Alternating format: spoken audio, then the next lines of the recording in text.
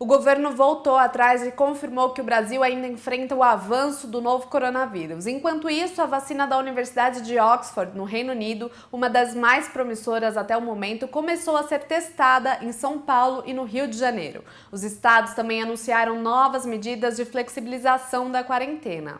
No vídeo de hoje, você confere um resumo dos últimos acontecimentos ligados à pandemia no país. O primeiro começa com o professor Adriano de grandes proporções.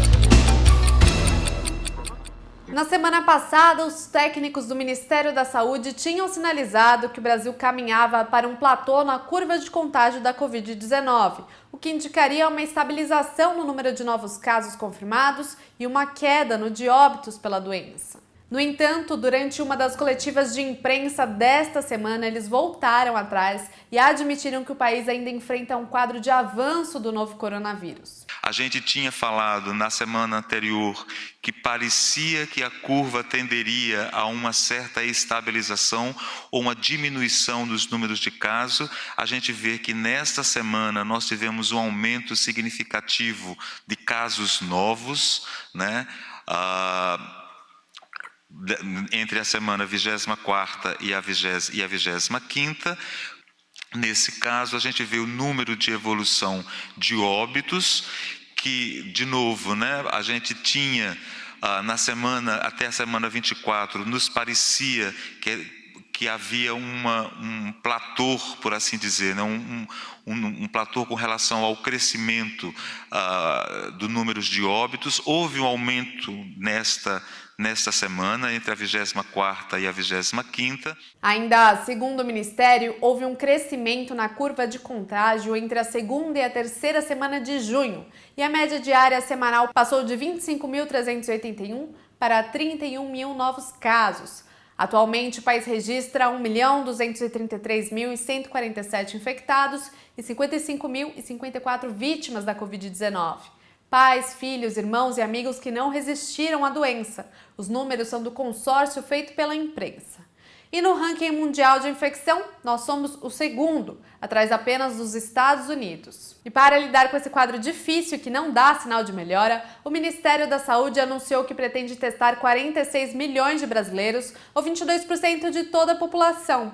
Só que essa intenção não é de agora, a informação já tinha sido repassada para a imprensa no mês de abril, quando a pasta ainda estava sob o comando de Nelson Teich. Isso é muito importante para o nosso processo que está sendo desenhado de usar os testes para melhor entender a doença, a evolução e fazer um planejamento, um projeto que já está sendo feito para revisão do distanciamento social.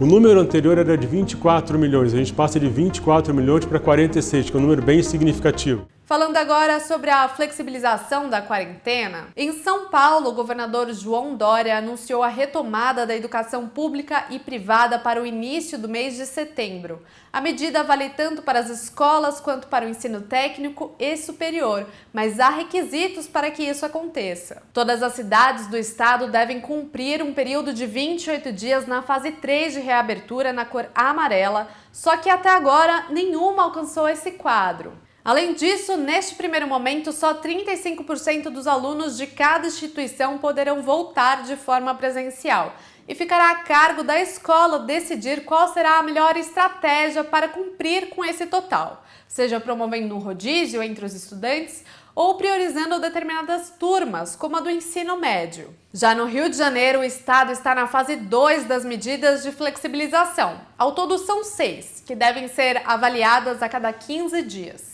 Neste momento, lojas de imóveis, concessionárias, escritórios, hotéis e vendedores ambulantes regularizados, além de shoppings, puderam retomar as atividades. Restaurantes funcionam no sistema delivery. Também houve a liberação das atividades esportivas nos calçadões, em parques e no mar, no caso de práticas individuais, como a natação. Os centros de treinamento esportivo também foram abertos, mas sem público. O futebol foi retomado com a volta do Campeonato Carioca. O primeiro jogo foi entre o Flamengo e o Bangu e aconteceu no Maracanã sem público. A medida foi muito criticada, inclusive por jogadores, porque ao lado do estádio está um dos hospitais de campanha do Rio que atendem os pacientes da Covid-19. Falando agora sobre sobre imunização. O Brasil começou a testar no início da semana as vacinas contra a Covid-19 desenvolvidas pela Universidade de Oxford, no Reino Unido, uma das mais promissoras até o momento. Ao todo, 5.000 pessoas receberão a vacina em São Paulo, no Rio de Janeiro. E os voluntários serão os profissionais da linha de frente do combate à pandemia, como os da saúde. E se tudo correr bem e for constatada que a vacina é eficaz, a expectativa é que ela entre em produção mesmo no mês de outubro. Um sopro de esperança neste momento de dúvidas e incertezas, não é mesmo?